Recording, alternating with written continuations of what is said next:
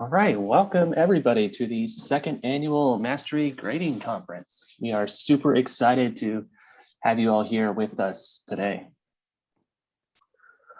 So you should have got a quick announcement from Zoom that we are recording almost everything at the conference except the breakout room. So we'll keep reminding you of that when we start the recordings.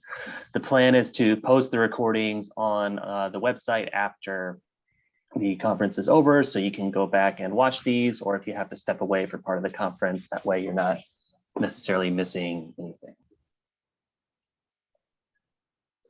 I want to start by thanking our sponsor, the College Bridge, who has made this possible with a lot of the infrastructure support for us. So big thank you to the College Bridge.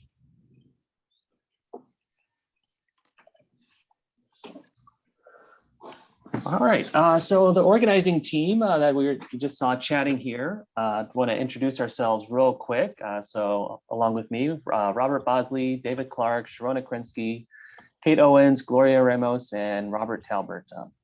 So you'll see us around the conference over I guess today and tomorrow. So if you have questions about anything, you need help with anything, shoot us a message through the chat box. Let us know how we can help make this successful for everybody. So we have a few different back channels for the conference going. So the chat should be enabled in all of the Zoom rooms. A quick note, when you first log in, it's going to be set to all panelists. So you need to select in the drop-down box all panelists and attendees. Otherwise, only the 7 or 8 of us will see your messages there. Okay. I think it's already happening. I took my attention away from the chat box to start speaking, but this chat last year was going by very, very quickly. If you want a little bit of a slower paced kind of asynchronous channel, our Slack community is a great place for that. Maybe I'll drop that link in the chat once more here.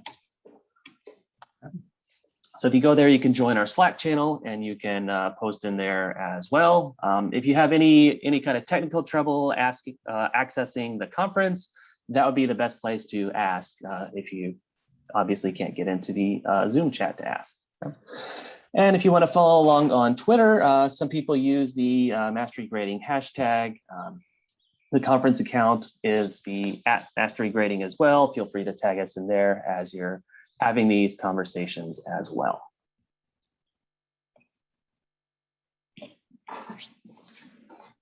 So we did want to say a few words about the terminology before we get started. Sharona, did you want to speak to this? So this came up last year and it continues to come up, and I've been thinking about it a lot and having a lot of conversations about the use of the term mastery grading. And I just wanted to touch on it a bit.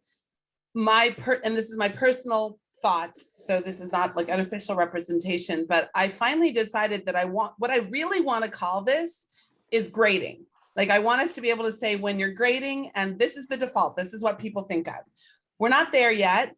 And so far, we haven't found a really good umbrella term that represents what we're trying to communicate to people who are not really steeped in it. So at the moment, we're continuing to use the mastery grading term. We've had conversations with a variety of folks about it. We invite everyone to use whatever term is comfortable for you. And then we also invite you to join us during the social hour, people who wish to discuss this further, because we'd love to have a better general term that doesn't require a lot of explanation. So during the social hour today, we'll open up a breakout room for that if you would like. But we just wanted to touch on that right at the top, that we are aware and continuing to try to work on the terminology.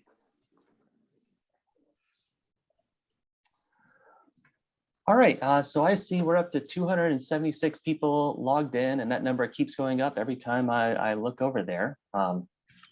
So I did want to just say a quick few words about who is joining us today. So I know in the webinar format, I don't think everybody can look at the participant list and see who we all are, but we have a broad range of experience of folks joining us today. So the big purple chunk here is I am brand new to mastery grading. And then the green here, I believe that the completion there is I've done professional development on this, but I haven't used it yet. So over half of us have never done this in our class yet. So I guess that's actually the majority here, right? Is hoping to do this in the future. So you're in good company there. Okay, and then another quarter has done this maybe once or twice. Okay. I also went through the registration list and tried to make a list of all the different disciplines that are represented here today. A good chunk of us are mathematicians. That's a little bit of an artifact of just kind of the professional networks of the organizers here. But we have biologists, chemists, computer scientists, faculty developers, geologists, kinesiologists, neuroscientists, kind of all over the spectrum of STEM. So it was really great to see all these people from different disciplines able to join us today. So I do want to say just one quick thing before we kind of get started. So the title of this slide is drawn from a talk by Sean Michael Morris, and then the transcript of that talk he published on his website at the link below. So when we're talking about grading through these conferences, we're talking about people. So teaching is about relationships, and assessment is a part of teaching. And that immediately implies that assessment is about relationships. So as we're thinking about all these different ways we can modify our assessments, I just want to encourage everyone to keep this at the back of your mind, right? That we should be thinking about using our assessments to enhance and not undermine these relationships with our students. So we're going to spend a lot of time at the conference talking about, logistics and details and the nuts and bolts and really how to do this. Which is great and fantastic. And as we're doing this, just want to remind you to kind of don't get lost in the details and kind of keep this bigger picture in the back of your mind as you're learning about all the nuts and bolts here.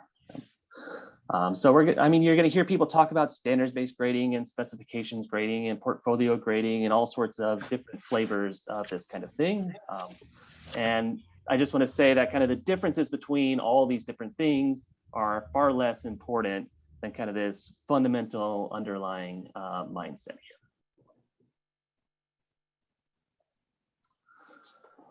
All right, so a quick overview of the conference. So we just ran through our introductions here. We're gonna hear from Josh Eyler as our first featured keynote here in just a minute. And by the way, the times on this slide are all Eastern, and the times on the website are all in Eastern time as well. So after Josh, we'll have a lunch break, and then we'll launch into some parallel sessions. So you'll have a choice of which of those to go to. Then after a quick coffee break, we'll all come back together to hear from our other keynote, Linda Nilsson. And then we'll have another session of parallels, I guess another session of parallel sessions at the end of the day. We'll have a quick wrap up. And then we'll have kind of an optional social hour starting at 6 o'clock Eastern tonight. So if you want to chat, network, as Sharona mentioned, if you want to discuss what we should call as kind of an umbrella term, what we're doing moving forward, we'll have a breakout room dedicated to that as well. So without further ado, I would like to go ahead and introduce our keynote speaker, Josh Eyler. So Josh is the Director of Faculty Development at the University of Mississippi. He's at Rice University previously before that. So he's worked on various different things. I guess I won't read the slide to you. I'll just pause a moment and let you read that.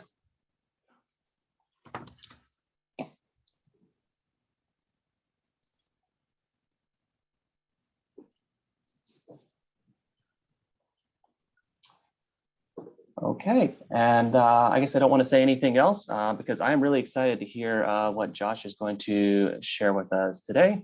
So Josh, I'm going to turn it over to you. Okay, great. Thanks, Drew. There we go. I was just about to ask if you could do that. Excellent. All right. Well, welcome everyone. Good morning. It's really an honor to be here this morning to talk to you all about something that I know you all are thinking very deeply about, and something I care a lot about as well. And it's actually really great to be talking to a community who has come together to think through different grading models, what that looks like practically, and what it means philosophically. And especially to join folks who I have admired and respected and learned from for many years now, Drew and Kate and Robert and many others who are out there. So it's really great to get to join this community even briefly. Also, I have to say that when I give this presentation in other places, I always mention the existence of the mastery-based community and all of you coming together. And I have to thank you all, because it usually works in my favor, because people, as you can expect, often have really challenging questions about the not only the sort of prevalence of these kinds of models, but also the efficacy in disciplines that fall into the STEM umbrella. And so when I say, you know, there are a whole bunch of STEM folks who are experimenting with this, and they even have a conference, people tend to say, oh, okay, let's hear more about that. So it's also great to be working with you because you're all kind of in the weeds of thinking about this. So really briefly, two things about me.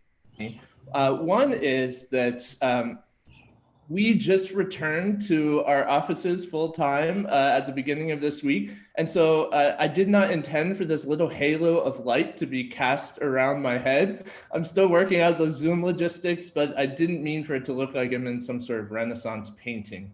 And the other thing is that I am not trained in STEM by, professionally. I was trained in the humanities, but more recently, as I've been doing some work in the teaching and learning realm, it's especially the book that you just saw referenced in that slide, How Humans Learn. I've really begun to be interested in synthesizing research from a wide variety of social science and science-based disciplines to better understand our role as teachers in the classroom across higher ed. And that's where this new project comes from as well. I'm currently writing a book about grades from kindergarten all the way up through grad school. So it's not exclusively higher ed, but it really draws on those same strategies of synthesizing research, which is what we'll talk a bit about today. So I have this title here, The Call is Coming from Inside the House. I debated having the villain from Scream as my photo here. I thought that might send slightly the wrong message, so I just went with a big picture of a grade.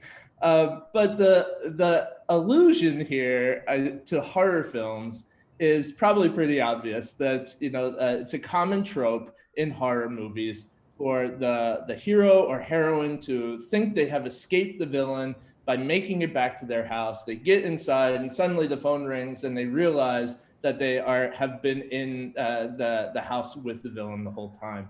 And I have that as my framing, because while there are a lot of external factors that set up obstacles to our work as faculty in higher education, funding cuts, state and local governments, you name it, there are many. And we're seeing new ones every day, it seems like. So while there are a lot of external factors, I think we don't often talk enough about what internal factors can also set up obstacles to our work with students. And I think the grades are among the most, not only the most common, but the most baked into the fabric of higher education obstacles that we can maybe think about. And so I'll be presenting a lot of research today from a number of different pockets of the work on grades. And I do so, though, I think this is important, not in any kind of accusatory way. Of course, all of you are here to learn more about this, so this doesn't really apply, but I find kind of writ large, it's important to note that these are systemic problems. These are not individual issues, that no one person is to blame for the entire 100 years and more of traditional grading in higher education. But it is important, I think, to be aware of what the research is beginning to show about the effects of grades on our students. And so that's really, I think, what we'll want to talk about today. Before I get started, I wanted to do a little bit of an activity, a very simple, brief activity, but a way to kind of get a sense of the lay of the land. And that is, I'd like you to just put in the chat 1 or 2 or more, if you're daring, words that come to your mind when you think about grades. So when you think about grades, what pops in your head? And I will look at the chat briefly as you fill it up, get a sense of where we are. What do you think about when you think about grades? Okay. Oh, time sync. That's a good one. This is an under acknowledged thing. Ranking, anxiety, stress, fear.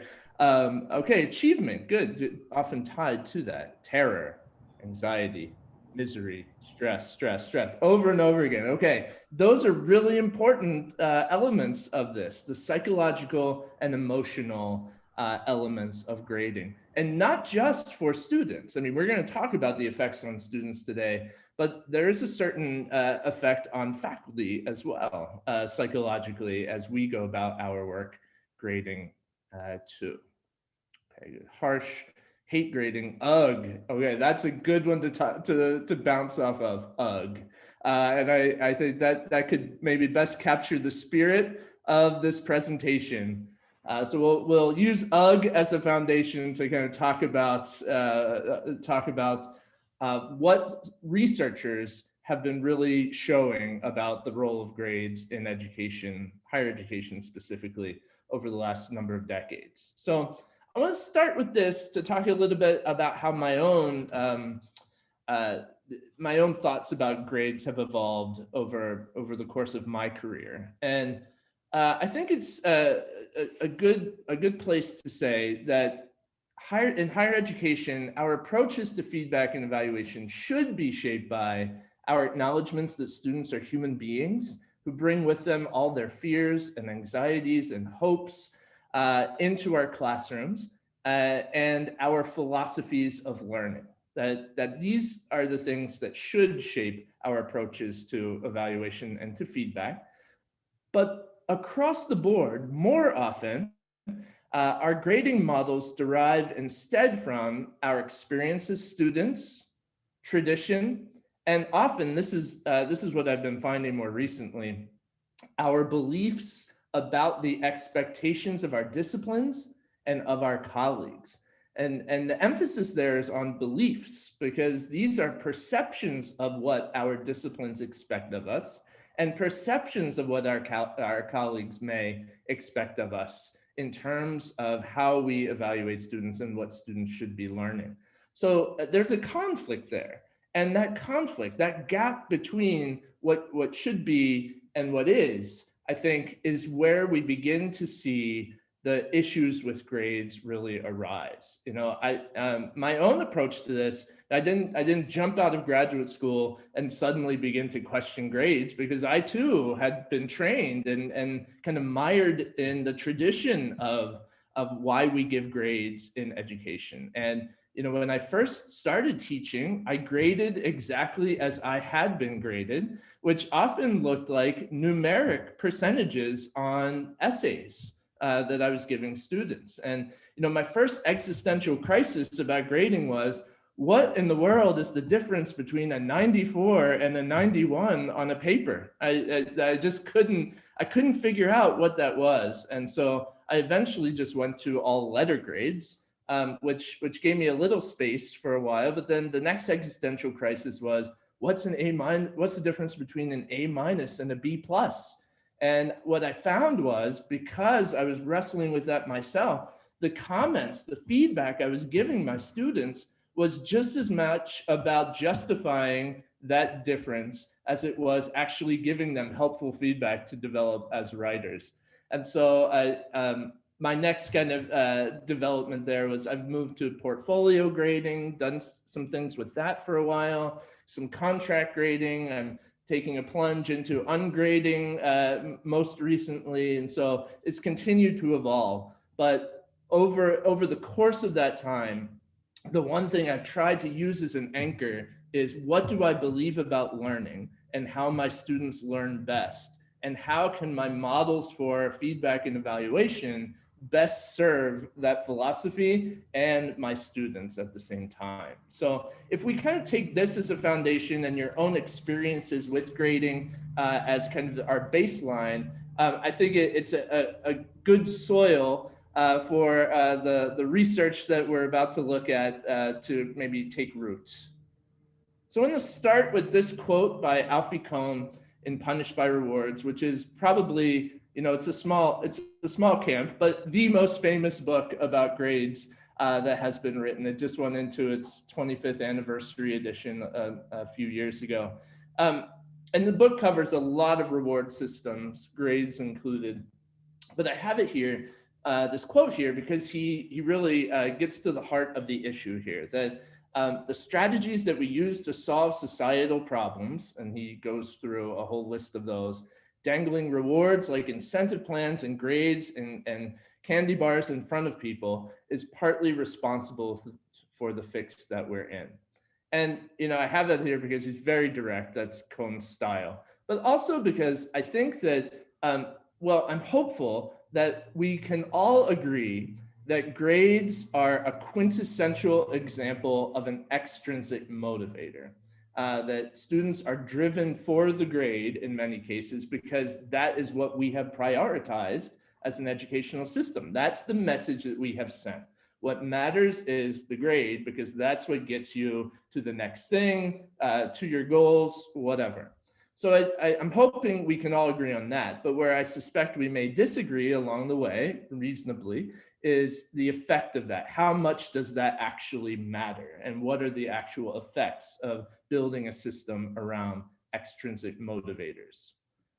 So that's the first place in the research that I really want to highlight. And that is that most of the scientific research and the psychological research on grades and the effect on students has to do with motivation, which makes sense. Motivation is a dominant thread of psychological research, and grades plug right into that conversation. And what I have on the screen right now is maybe the foundational paper on the issue of grades as extrinsic motivators and the effect on students. And so as you can see in the upper left-hand corner of that paper, it's from 1986. It's been around a while and cited thousands and thousands of times. The work itself is rooted in K-12 education, but has been extended to higher ed, as we'll see in a second.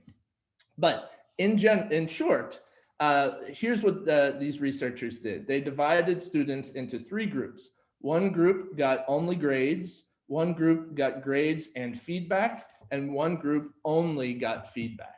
And they were trying to see not only which students performed better at the end of the semester, but also which students were more motivated to learn at the end of the semester. And it's probably no surprise to this group. And the reason why I'm showing this, what they found at the end was it was the group that got only feedback that both did better and were more motivated to learn at the end of the semester. And so this, I think, if when you read the paper, there's this implicit sense of surprise from the researchers that this is what they found. I think what they expected to find was that grades plus feedback was the way to go. And what you see is that it's really the students who got only feedback. And that's because you're removing the extrinsic motivator. You're removing the grade from the equation. Students become better able to focus on feedback for its own sake, learning for its own sake. They become more intrinsically motivated. And so as you see here in the highlighted passage, that grades can encourage, and this is what they discovered in the students who they studied, they can encourage an emphasis on quantitative aspects of learning, depress creativity, foster fear of failure, but that no such negative results ensued from the use of task-related individualized comments. So they didn't see any of these negative effects on grades. So on the students who only got feedback. Now, so what we have here is a situation where we have built into the infrastructure of our educational systems an emphasis on extrinsic motivators and rewards. And what we're trying to do is to cultivate more intrinsic motivation, learning for its own sake, learning because they love the questions that they're getting, learning because they're fundamentally interested in math or biology or chemistry, not just because they're going for the grade. And so removing grades from this equation, focusing primarily on feedback, helps to cultivate that kind of environment where students can be more intrinsically motivated. But my good psychologist friends we have spirited conversations about this, and they always remind me that just because you create the conditions in which intrinsic motivation can be expressed more deeply or felt more deeply, does not mean just by doing that students will magically become more intrinsically motivated. That you have to, that you're getting, taking these steps in terms of evaluation and feedback are important, but the course design, the assignment design, the activity design, they also have to change as well in order to really to build upon the goals for intrinsic motivation as well. And also, they remind me that students who are deeply intrinsically motivated can still get stymied by difficulty and challenge along the way. So that if someone can be really intrinsically motivated to learn how to play the piano, but learning how to play the piano is still really hard, and it gets frustrating, and it's really challenging along the way. So that's the role of the instructor in this process, creating courses that not only cultivate it, but give students the support along the way to hit those goals and be able to continue that intrinsic motivation. So this is step one. How do we conceptualize grades in terms of motivation, and what are they doing to the motivation of our students? As I said, it's been extended, and I think this is really important work in terms of how we see this play out in higher education. So what these researchers have shown, not only, and others as well, not only are grades extrinsic motivators, but they encourage a particular type of extrinsic motivation, which is called performance avoidant motivation. And what that means simply is that students who are performance avoidant are not trying to be the best. They're simply trying not to be the worst. And so the kind of motivation that we see grades really encouraging is not, at least among large groups of students, is not, you know what, I really want to be the valedictorian. It's not that. It's what do I have to do to get a C? What do I have to, how many points do I need to be able to squeak out a B? That is the kind of encouragement that or motivation that these researchers on grades are particularly seeing. And when you combine these two effects, right, not only are they stymieing a love of learning for its own sake or a pursuit of learning for its own sake, but also they're cultivating a mindset that really is saying, you know what, I'm just going to have to do what I have to do to get by. That runs antithetical to all of our goals for education, all of our goals for teaching. And so we have to think very carefully about this, right? This is what grades are doing. And I will mention, I will be very transparent with you. Not every piece of research shows this about grades. I just read a paper from 2021 that was looking at the emotions, negative and positive emotions caused by getting grades. And it was kind of on the fence about this. What it showed was students do have more negative emotions when they get a bad grade, but that in some cases with some students, those negative emotions can motivate them to do better. And so it's still a field that's developing, but what I want to stress that when you look beyond the micro and look at the macro, what we really see is that a dampening of motivation caused by traditional grading models. And speaking of motivation, not only is it affecting learning, but there have been papers for years that have shown that environments where grades are prioritized see more cases of cheating and academic misconduct.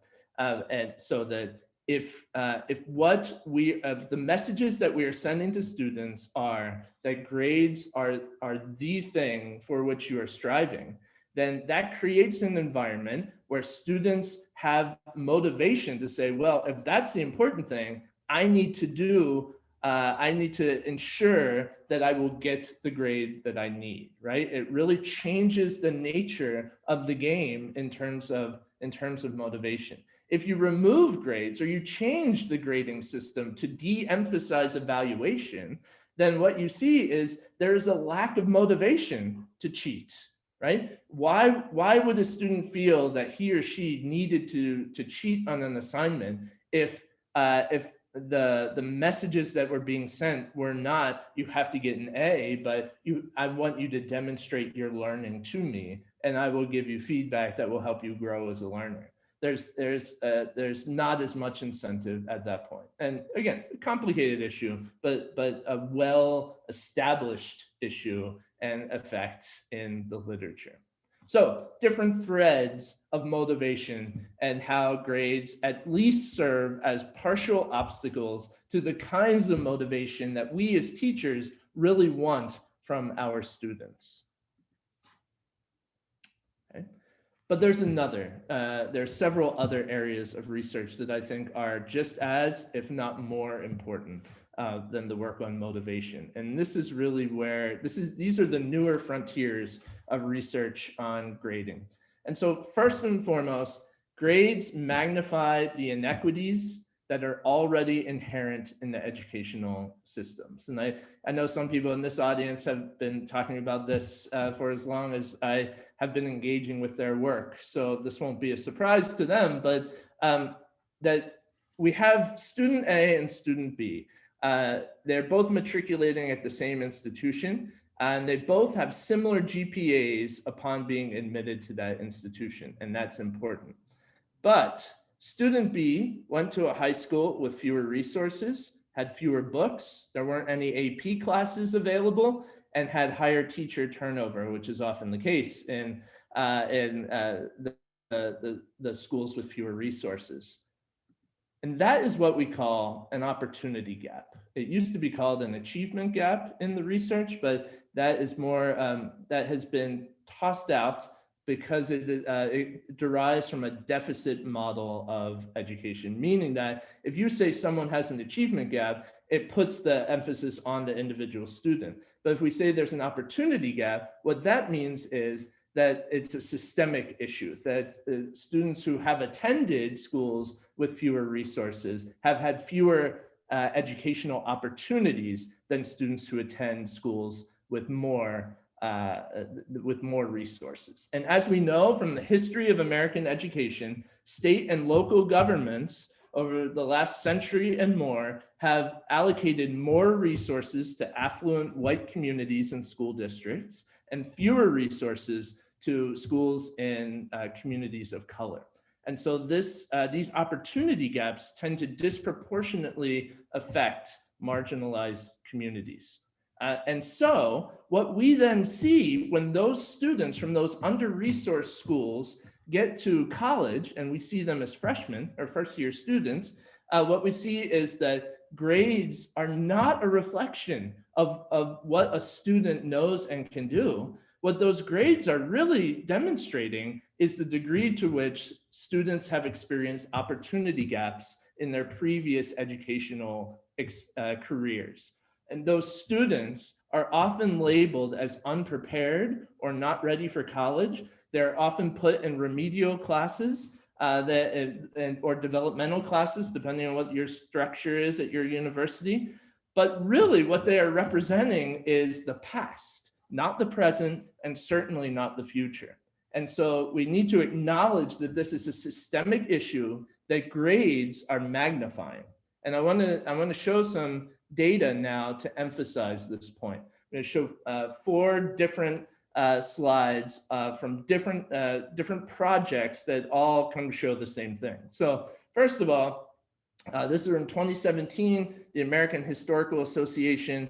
This is a study of introductory level history surveys. So, the History 1 and 2, American History 1 and 2, that students often take for Gen Ed courses. This represents 28,000 students and 32 institutions. And those institutions are across the spectrum from community colleges to R1s. What you see here are, and what you'll see in the next few slides, the percentage of unproductive grades, so D's, F's, W's, and I's.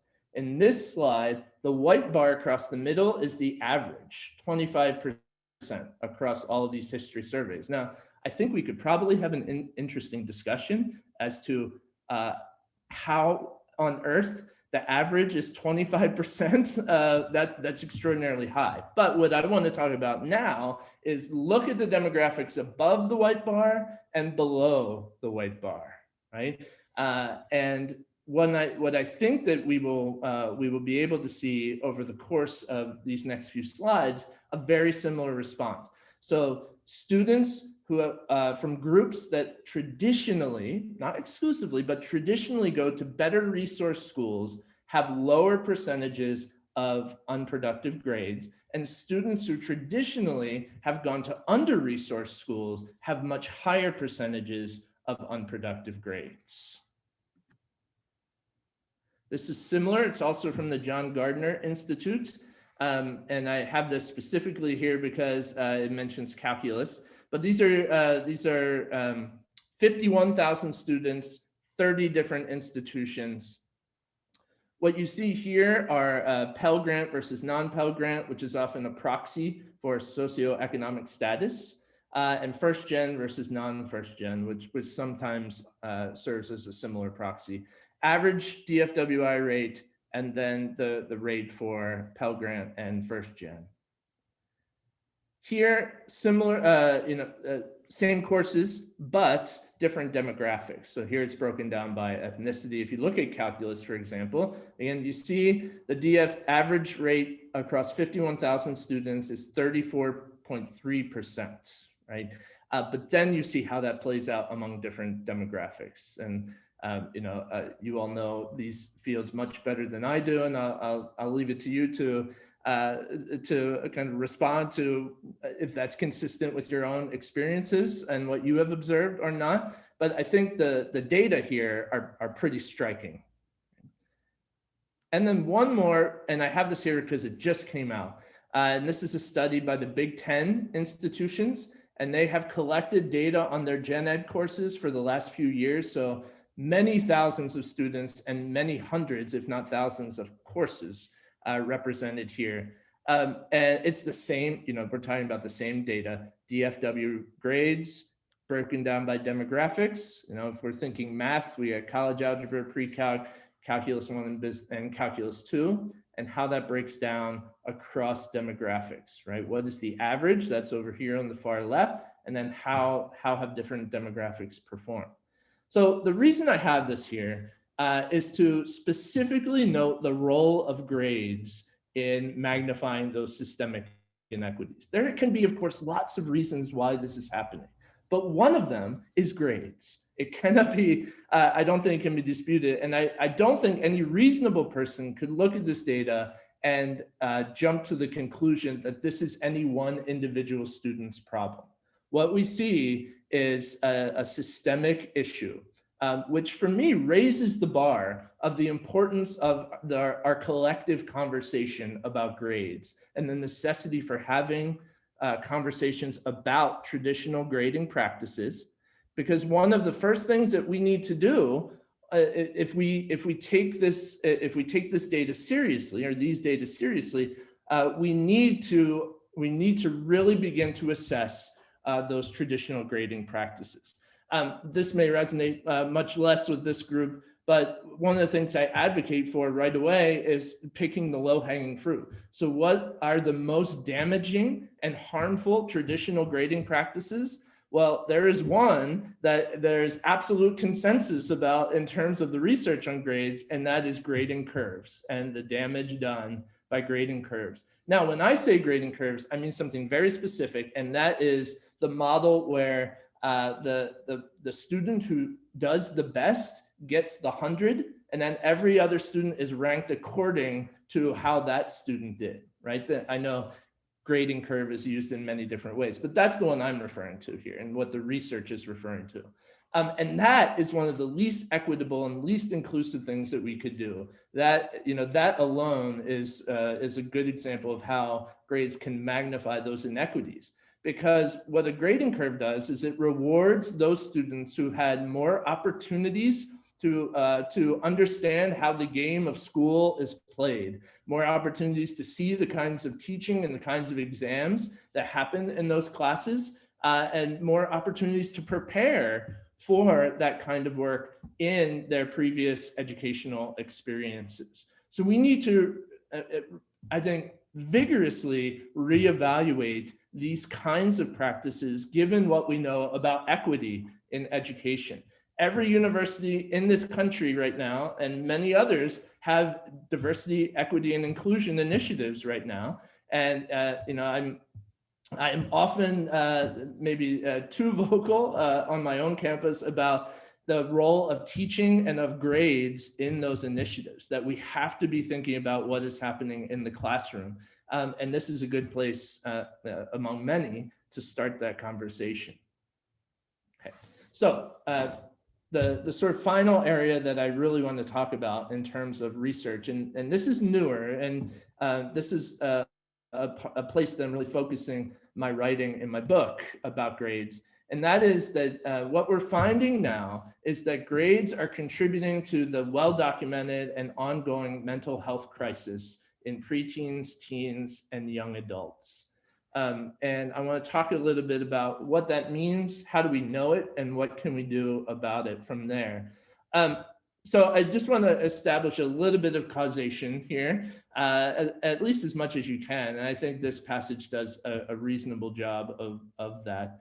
I have a content warning here very simply because, and when you talk about mental health, a lot of the data also talks about suicidal ideation, and that is a part of this literature. So just so you know that.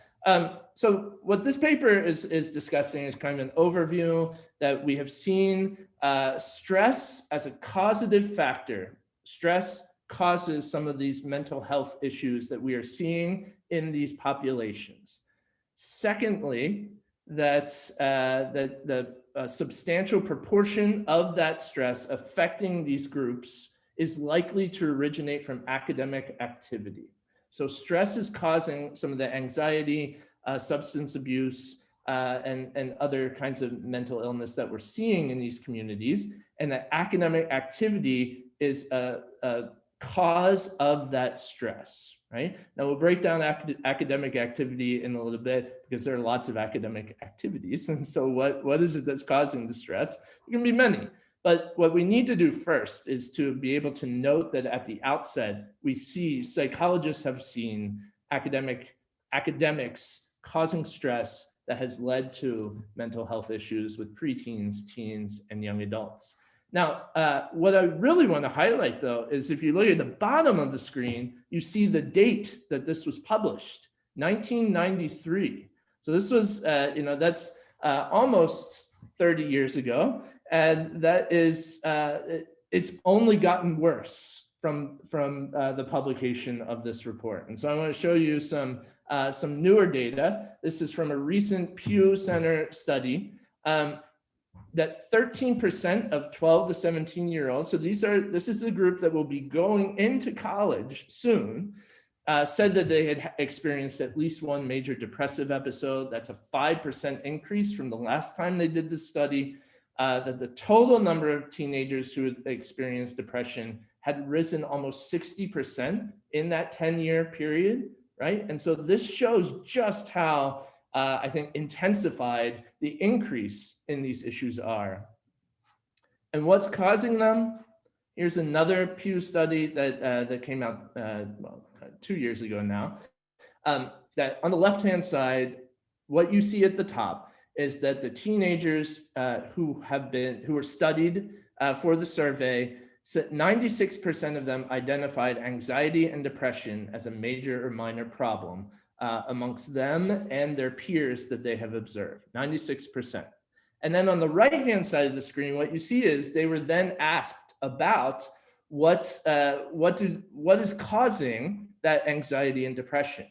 And 88% identified getting good grades as the top concern. So either a lot or some, but it is the top concern that they feel in themselves and then their peers that they observed is leading to that anxiety and depression. Now, so that to me, while the equity discussion certainly raises the bar, this data, this research on mental health and grades, this really takes the conversation for me about grades and transforming grading from an academic exercise to a moral imperative. If we know this information about our students and about the effect of grades and education on our students, and we do nothing about it, this conversation is just a starting point, right? If we know it and we don't do anything about it, we become complicit in it, in perpetuating these cycles. And I think we do have power to shape the conversations and the practices about this. And I think we need to take that power seriously. Because it's not just the students who are coming to college, it's the students who are already in college. This book came out at the end of 2019, The Stressed Years of Their Lives by Hibbs and Rothstein. And it covers, it looks at the same data, but for students who are in college currently. And it really shows linkages between the mental health crisis among current college students and the role of academic stress in leading to some of those elements, right? So we have it in the students who are coming to college, and we have the students who are already in college. And I think it really behooves us to think really carefully about these particular issues. So what am I trying to say here? Am I trying to say, and I know none of you believe this at all, but am I trying to say we need to abandon our standards, or that students don't need to somehow demonstrate competency? No, in no way am I saying that. I mean, the point of education is to set high standards and to help our students achieve those standards. So, but what I am saying is that decreasing the emphasis on grades allows us to conceptualize education as being more focused on improvement and about mastery, rather than about evaluation, something that is very psychologically different for students. And improvement and mastery, if we think about the natural process of learning, fit nicely into that cycle, whereas evaluation does not. And finally, education, I don't think will ever become more inclusive or more equitable until and unless we engage in a radical reimagining of traditional practices, of which grading is one. There are others, but this is about grading. So that's the one I think we need to think about. So what does it mean to radically reimagine a traditional practice like grading? I've used this image before. I know some of you have used it before. Everyone loves when humanities people create graphs. So I have done that for you all so that we can pick it apart a little bit. But I have two axes here. One is logistics. And for me, that means how much work is it to implement a specific model? How many details are there? How much work do we need to do being transparent with students about the model? How much work do we need to do in setting up our syllabus? And I know Linda Nilsson is going to talk later today. Her book maps out really specific rubrics, and those are the kind of logistics I'm talking about. How much work is that? The other axis, though, really gets to the radical reimagining part, and that is an axis of liberation. And I know people sometimes take issue with that term, but what I mean by this is liberation as it comes out of the work of people like Paulo Freire and Bell Hooks, and that is the degree to which we can give our students agency in their own education to shape meaningful lives for themselves. Can we free them from the hierarchies that have been baked into our educational systems in order to set and meet their own goals for their lives, rather than having us shape them for our students. So to what degree are these different models more liberating or less liberating? Now for Freire, that meant being free, freeing students in order to be better citizens of the world. For Hooks, that meant freeing you up to pursue a life that was meaningful for you and that could contribute into a benefit for your own community and reshaping kind of the experiences of the people in that community. And I think it's important to talk, at least it's important to me to think about education within that conversation. And so I have a range of models on the screen here. And I do this so that we can dive shallowly into some of the details of this model, and we can talk about more in Q&A. But I think it's important to look at the variety of ways that people are experimenting with different kinds of grading. So I also think that we could have an interesting conversation about where you think these different models could go and what your experience has been, because this is totally just a Josh Eyler impression of these models, not a systematic inquiry of these models. Now, so up in the upper right-hand corner, I have ungrading. And I know you're going to be hearing some about that today, and I know there are practitioners who are listening right now of ungrading. For me, ungrading is an umbrella under which several different kinds of practices sit. I think all ungrading models share a couple of consistent elements. One is an emphasis on self-assessment by students, a lot of metacognitive work along the way.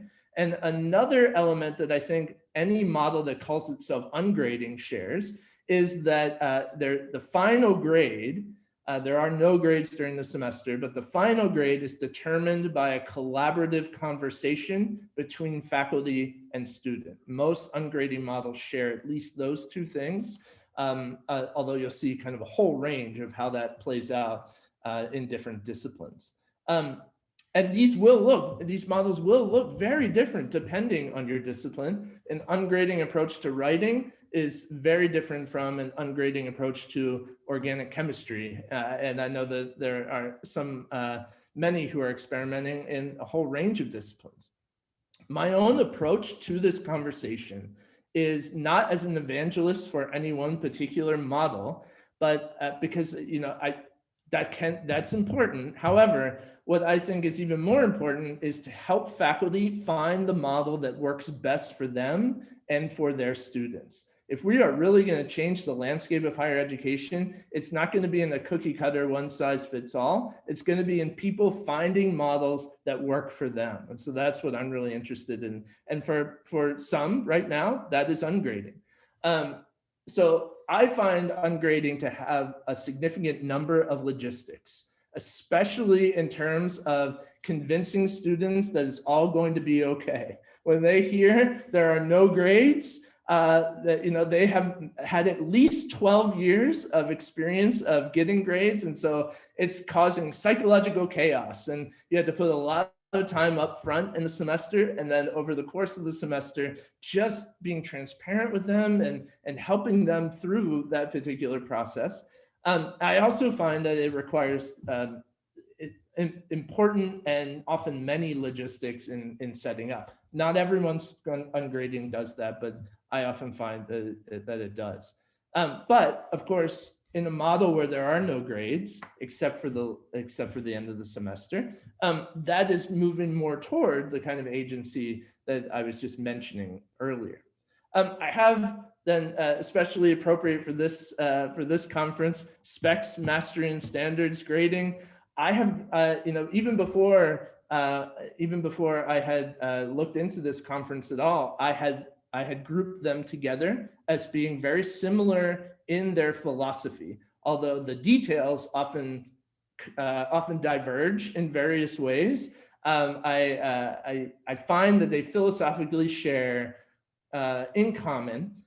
We can prioritize how we think about the different elements of our class, and we can set standards for content knowledge. We can set standards for for mastering of material at the same time as we can allow multiple attempts at assignments and make room for some of that intellectual risk-taking at the same time. That for me, specs, mastery, standards grading, they really appeal to those who want to have a way to communicate to students that there is a body of knowledge that it's important to learn. But I'm going to give you multiple attempts to learn it. I'm going to be very clear with you about what the goal is, what the standard is along the way.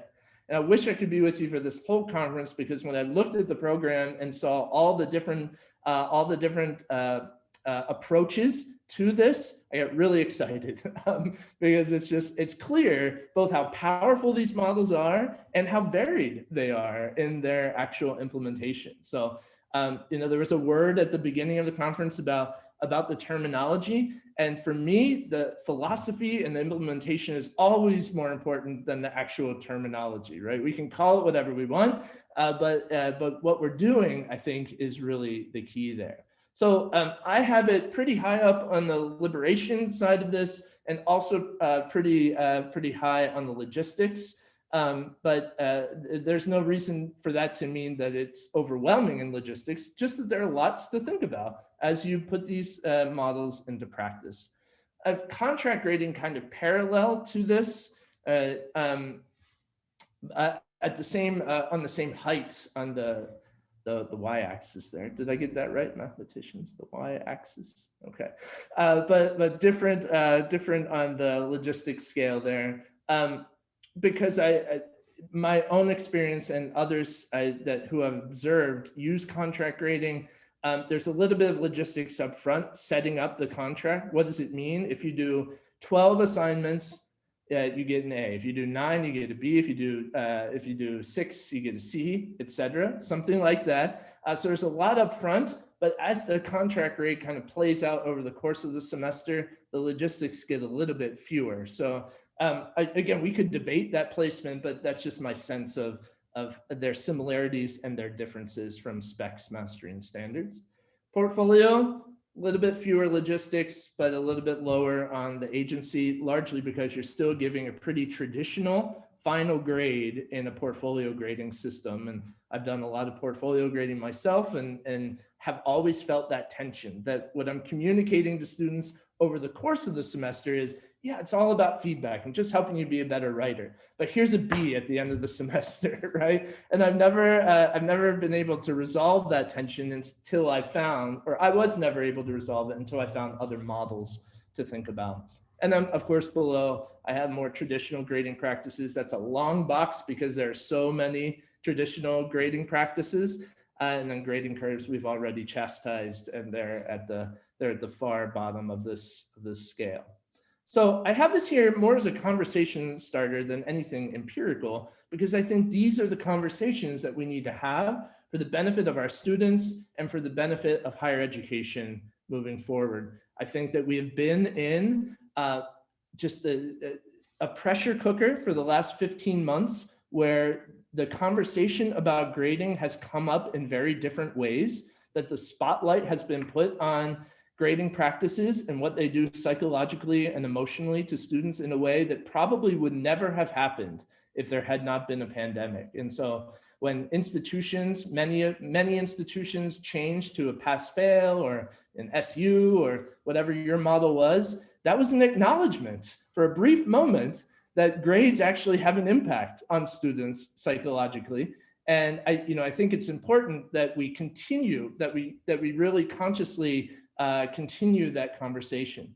And these models can help with that. I think it's an important conversation going forward as we move out of the intensity of the pandemic. We're not out of it yet, but we're out of the more intense days of last year, to center our students and to move higher education forward. So I want to thank you for your time, and I'm open to as many Q's and A's as we can fit in before 12 o'clock. Thank you so much, Josh. That was fantastic. Thanks, Drew. So we already have some great questions in the Q&A, and more are coming in. So let me start with a couple here. So the first one is from Andrew Cooper. So he asks if everybody else, presumably our colleagues, are using points and averages, et cetera, doesn't that mindset carry over to the students when they walk into our class, right? So kind of pointing out this is a systemic problem, right? So has anybody studied the effect of admin policy on these kinds of things? No, not that I can think of. At least not in published studies. I'm sure people do that on their own campus. But that's a great question. I think it comes up in every discipline. So, and there are two things that I see embedded in that question. One is the mindset of students, as you asked about, but the other is, and this is often something I hear from people who are trying out new models. What impact can I really have if I'm the only one doing this, and then they go off into many other traditionally graded courses, right? And so I'm going to take both of them because I think they're both really important. The student mindset, yes, absolutely. They will be bringing an emphasis on points and percentages and everything connected to grades with them into your class. And so no matter what model you choose, the handbooks and the guides and the research on those models will always say faculty need to spend a lot of time over the course of the semester being transparent with students. That's really important, even to the point of bringing in your own research to them to show them why you're doing what you're doing, but then also helping them work through this conditioning of learning being tied to evaluation and to grades. It's not something that you'll be able to undo over the course of one semester in one class because it's so much a part of their psychology. But you can take steps to divorce learning from evaluation by the assignments that you give. Over time, they will begin to register, oh, we are actually not getting traditional grades in this class. I guess he or she was right. Let me go with the flow a little bit here and see what happens. So most of the time, I think what you'll see is you can help students move part of the way beyond that kind of hold that grades have over them, but not the whole way. There will be a small percentage of students that are just like, yes, revolution, let's go on this journey with you. And there will be a small percentage of students who will never move. They for whatever reason, grades have a hold on them, and I don't blame them for this at all, but it just is too hard for them to make the shift. But there's a huge group in the middle that you will be able to have some effect on. So yes, that's a big part of the work, I think, of an instructor in changing a model. Then the other part of this question, the smaller piece, what influence can you have? What effect can you have? I think that's a really great question. I've heard that often. And I think, I want to be honest about this. You can't change the system yourself, and you're not going to be able to change the fact that your colleagues and other departments are grading traditionally. But I think what you can do, the lasting effect that this kind of approach has, number one, a renewed love of learning and curiosity that can happen for students who are in classes that are not graded traditionally. That's the first thing. The second thing is, though, that most of these models have as a significant part of their implementation a lot of metacognitive and self-reflective work as a part of it. And that helping students to develop those habits of mind, really self-aware and self-reflective and metacognitive, those are things that they can take with them to other classes. And so even if they are being graded traditionally, they can self-monitor and self-assess and say, you know what, this is, given what I learned, from Professor Owens or Professor Lewis, I can really think about my problem-solving process. I can think about, what I want my own goals to be in this class. There are lots of things that they can take with them into their other classes. So that's also, I think, a positive, a benefit of these kinds of models even going forward. We had kind of a related question from Blakely Tresca.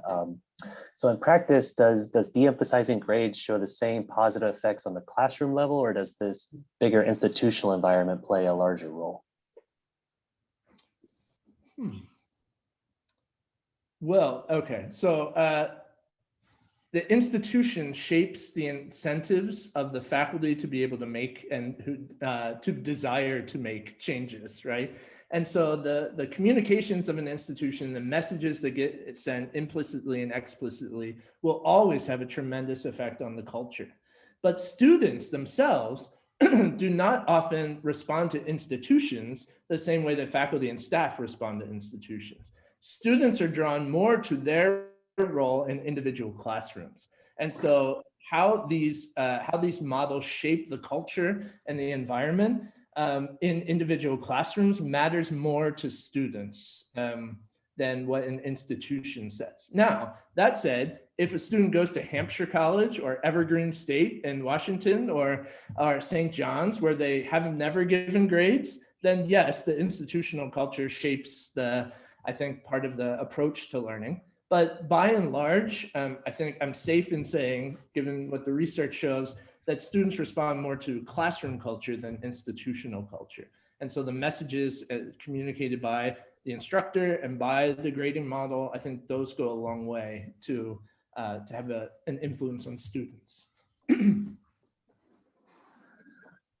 I've got two related questions about intrinsic motivation Sure. I want to read to you. So the first one from Nathan Fox asks, how can intrinsic motivation be used to motivate students to learn and succeed in a course that they're taking because they have to, not because they want to? And there's a related question from Linda Nilsson. So she says, in general, we're intrinsically motivated to do our jobs, but we wouldn't pursue them or enjoy them as much if we weren't paid, which is an extrinsic reward. She says, further, I think that we are happier in our jobs when we're making more money. So how can these obvious facts of life be reconciled with the claims that Alfie Kohn made? Right, okay. Hi, Linda, good to hear from you here. Okay, so let's take the first one, the first question first, because this is something that people who teach gen ed courses, I think, wrestle with all the time. How do we help students be intrinsically motivated to take a course and learn in that course when they didn't necessarily want to be in that course, but they're choosing it among a menu of options to fulfill that gen ed requirement? That to me is as much about,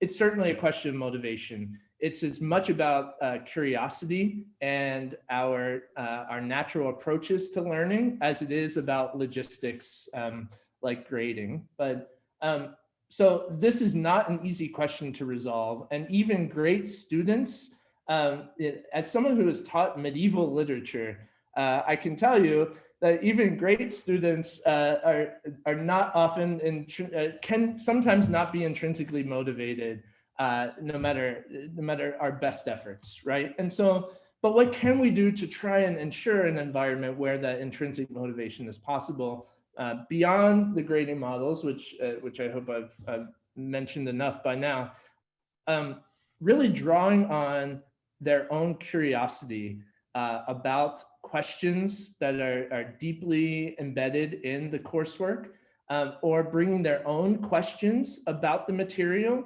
or allowing them to, in their assignments for the course, draw on their own interests. And I will say that when I was teaching the Gen Ed World Lit 1 requirement, when I moved from traditional literary analysis to write about a pop culture film that you have seen that uses a piece of the literature that we've been studying. So, you know, you might think about one of the many King Arthur adaptations, something like that, that uses that, and write about how it's using it. And so because they were picking a film that they loved or that they thought was fun, the curiosity kind of went up. And so I think there are ways of helping them to feel more invested in the work. Now, can we always do that with all students? No, but we can create an environment And I think and this is probably more appropriate for this particular conference, some of the resistance to the class and to the material is rooted in students having negative experiences with that course or that material in the past, and in some cases even anxiety related to that. And the grading model that you choose can help those students tremendously, can clear away the psychological obstacles to the extent that that's possible, and really engage for the first time, maybe meaningfully, in what you're doing in your STEM courses. And so that it's not always about a lack of interest. Sometimes it's some other kind of obstacle that has been set up. To Linda's question about rewards, the behaviorists in the early 20th century, they were certainly onto something. The most famous, one of the most famous, Watson, who did the terrible Little Albert experiment. And then when he was fired from his university, went on to become an ad man, using his behavioral research to manipulate all of us to buy things. So they were onto something about human nature for sure, that rewards can condition behavior, absolutely. And so the question of, are we happier when we make more money, and does money motivate us? I'd be lying if I said that that's not true. On the other hand, I think what we're talking about is not removing extrinsic motivators entirely, but balancing the effect of an extrinsic motivator with more opportunities to enact intrinsic motivation. So yes, while money can be a motivator, I think we also know many faculty who are also motivated by their one-on-one interactions, mentoring students, the process of seeing students grow from novices in the discipline to maybe going to graduate school or becoming teachers themselves. So I think there are smaller parts of our jobs that allow us to keep coming back into the classroom day after day and be motivated to continue doing that work. So I think that's about balance.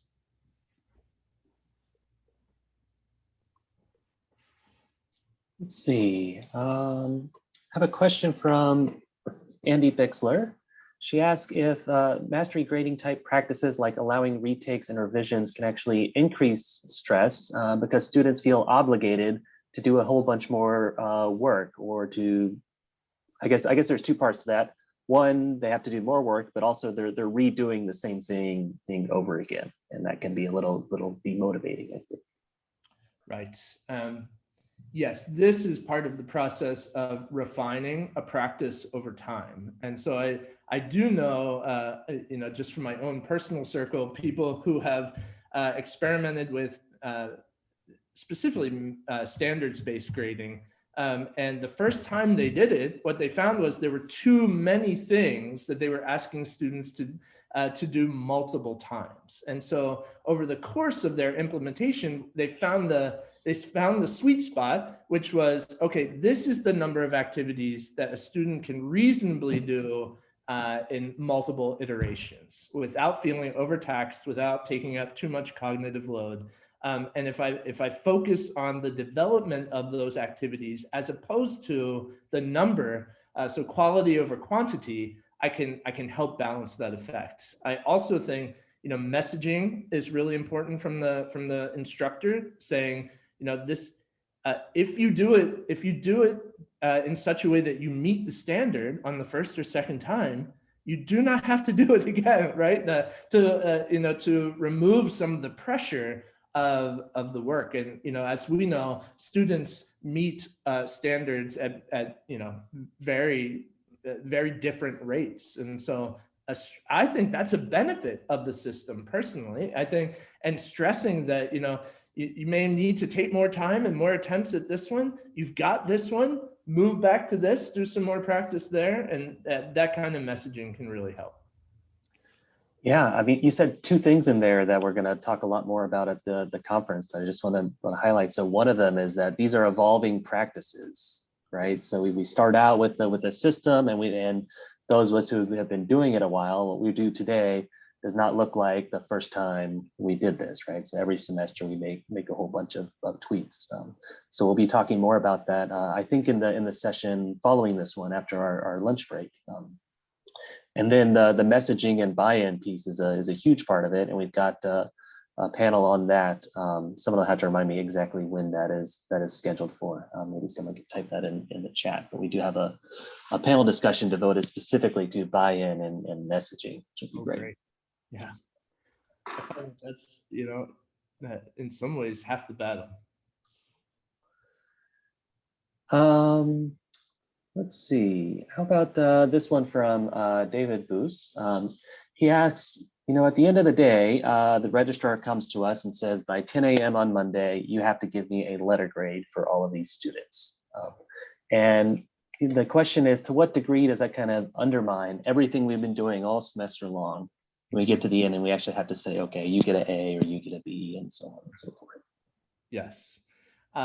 This is a really important one. And I think that, so on the one hand, this is what of all these models that you see on the screen, ungrading is by far the more recent. And it is the question that model has been seeking to answer, right? In a system where we're required to give grades, what does a grade even mean? And to what extent can we completely destabilize what a grade means? And that means by giving students the ability to grade themselves and to come up with their own final grade. In that way, in those models, by collaboratively giving your own grade for the course, you have communicated that hopefully to the student that a grade is a measure of your learning and is a self-reflective measure of your learning. So, but let's put that on the side, because I think that's a very nascent model, and I think we'll go through a bunch of revisions along the way. So, if you're adopting another model, how can you do this? I think the more effectively our grading model and our practices and our messages to students deconstruct grading or destabilize it or separate learning from evaluation, the more we can say this grade that is in the book is a measure of your labor. In one camp of contract grading, it's all about labor. You do this work, you get this grade, right? Or for standards-based grading, what this grade actually means is you have met this number of standards, showing mastery of this material. And so rather than being an arbitrary look at, not arbitrary, but an incomplete look at who you were on this day taking this exam, it's really a holistic assessment of your progress in this class. And so I think what we do along the way in the semester can help change that message for students, and really can help separate the grade from the learning that occurs. So really it's about the implementation of the model and how we talk about it and how we work with students along the way. Since you mentioned ungrading again, I want to ask this question from Kyra Bongers. She asks if there's a gender issue in ungrading, particularly when the students are self-assigning those or self-assessing those grades. Mm-hmm. I'd be curious to know what specific gender, or what she means by gender issue there. So I guess her hypothesis is that girls would maybe round down in the self-assessment, and boys and men would maybe round up. Yes. 100% yes. There hasn't been work specifically on ungrading that shows that yet, but there has been a ton of work, especially in composition studies and other fields, that show that women do tend to rate their performance lower than men, and that there separately, usually a disproportionate relationship between people's confidence in their performance and the actual learning that has happened along the way. So yes, women do tend to grade themselves lower or assess themselves lower. And that is why I think an important part of the ungrading model is the conference at the end with faculty, and the conferences along the way. But certainly when you get to, okay, I have to put a grade in the book, that collaborative discussion. Because if I'm working with a student and she has given herself a B, and I know that she has written papers that are brilliant, I'm not going to let that B stand. It's the A that is going in the book, right? And so the faculty can modulate that effect, or moderate that effect in those conferences. So yes, that is a phenomenon, and I think we can help with it.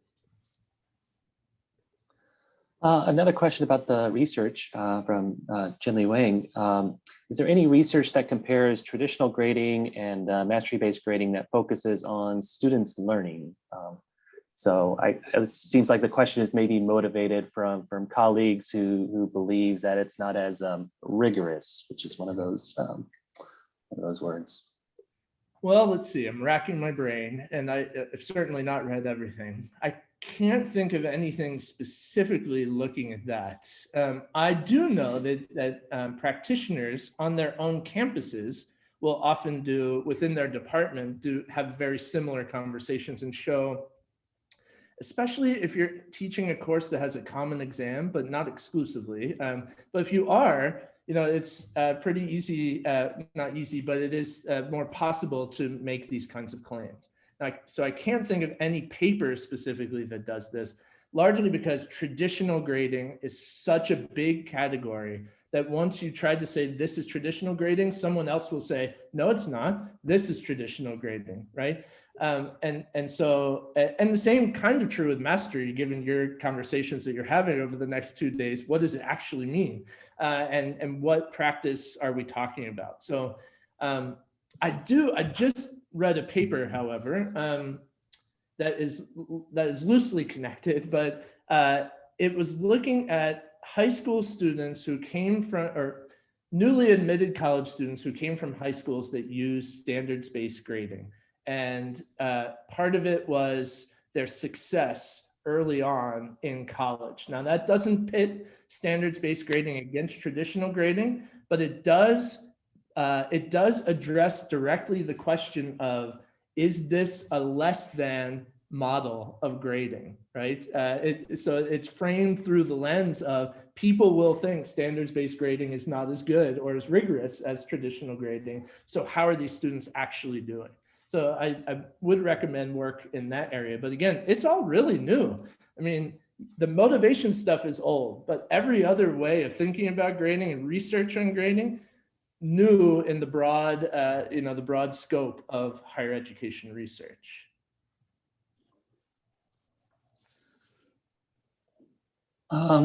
This one shifts gears a little bit. It's from YJ Arciaga.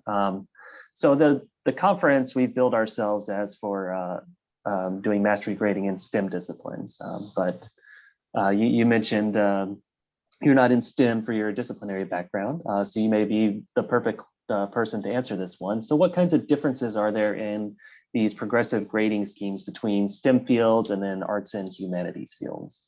Right. Yeah, that comes up often. In some ways, I think a lot of this has to do with institutional cultures and maybe disciplinary cultures as well. It can be a lot easier to implement a progressive grading model in a humanities or an arts class. In fact, most arts classes, my wife is a faculty member in art department, they've been using portfolio grading and things like that for a very long time. Like the idea that you would get a B- on a drawing, it's a whole different conversation in arts discipline. And I think it's similar in the humanities, although there are still very traditional notions about grading in the humanities as well, I have found. What I have seen as I have talked to folks in STEM disciplines and worked with people across various campuses in STEM disciplines is that there's often some inertia connected to content. So for example, in other times I give this presentation, there's always one person who says, it's fine if you do this in the humanities, but if a student in my discipline doesn't know this, people die. And that's not an exaggeration. I get asked that often. And so what that says to me, rightly, I think, if I'm taking the rose-colored glasses versions of the question, it is that the idea that there are disciplines where content mastery really matters is absolutely correct. And I would say every discipline cares about that, which is why I think standards mastery specs grading is a great model for STEM disciplines, because it allows opportunities to set standards or to set mastery levels for content and for problem solving skills and for a whole range of ways to address this question, in addition to allowing space for students to have these multiple attempts and to take risks and all the things we want from education, I think. So it is harder. I have seen it in STEM disciplines, but I do think the models of the sort that you all are talking about at this conference opens the door widely in a way that it has not been opened before in STEM. And so I think it's a really exciting moment for STEM teaching in a lot of ways. So I have one more question I want to end with, and it is a big question. How or what steps should we take to radically reimagine the traditional practices for both secondary schools and higher education? All right. This is a big one. So I've tried to address this question two ways for the book I'm writing, because the last chapter is all about, the first two parts of the book are the problems, and the last section of the book are all about how do we help, and what does that mean for how do parents help, and how do individual educators help. But the last chapter is all about systems. How can we actually change systems? And so part of it is having conversations and doing work like the hundreds of people, 314 people here today are doing. It takes community. One person doing it, great, but that one person is not going to change system and have a traditional or a radical reimagining. It takes communities of people, because what you need is traction, and what you need is you need critical mass where lots of people are seeing other people do it at the same time. And so they see, oh, this is becoming more mainstream. There's support here. There's a community here. That is really important for making any kind of headway in systems. The second thing that I have found, I'm following the stories of high schools that are making the transition right now from traditional grading to standards-based grading, and similar stories in colleges that have been gradeless for a long time. And so some of the things that I'm seeing there are the ones that have been successful have been great communicators. So on the ground, you have the faculty who are doing the work and who are creating community. At the other levels, there are champions of that work who are really promoting it and who are communicating the effect to the people who make the policies, right?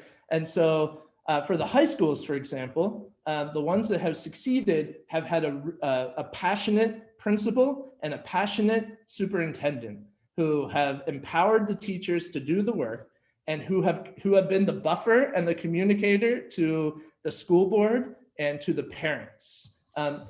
It probably does not surprise you that the efforts that have failed have largely been because parents have organized and put a stop to it, because the communication just wasn't there. So they didn't know why it was happening, and they felt as if their kids would not get into college. But the ones that have succeeded have been great communication and great kind of collaboration and partnership with faculty and administrators. And so that's key. I know at some campuses it's more possible than others maybe, but you need both the community and the advocacy at the same time. I think that's going to be a great note to end on here, as my clock just ticked over to 11 o'clock Central. So we can thank Josh one more time. Really appreciate it. It was a fantastic session and conversation. Absolutely. Thank you all. And I have my email address and Twitter handle on the screen. Please do reach out if you have any questions or just want to continue the conversation. I really appreciate the community here and want to talk about this more. So I hope you all have a great conference. Thanks again for spending some time with me.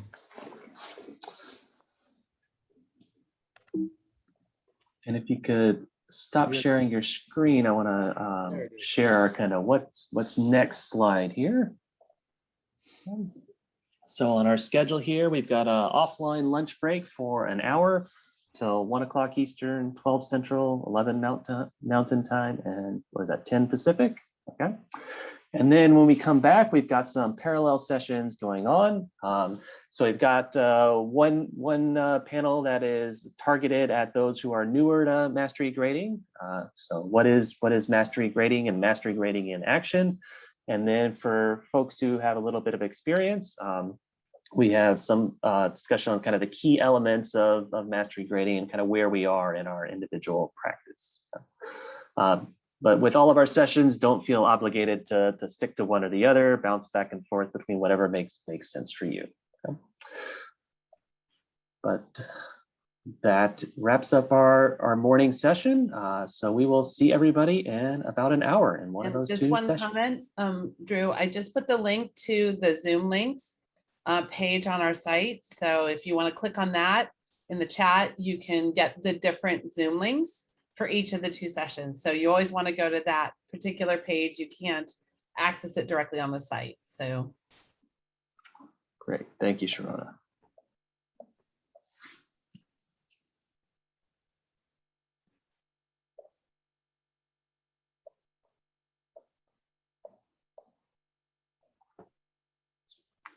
Alrighty, let's stop the recording here. I just noticed most of our sessions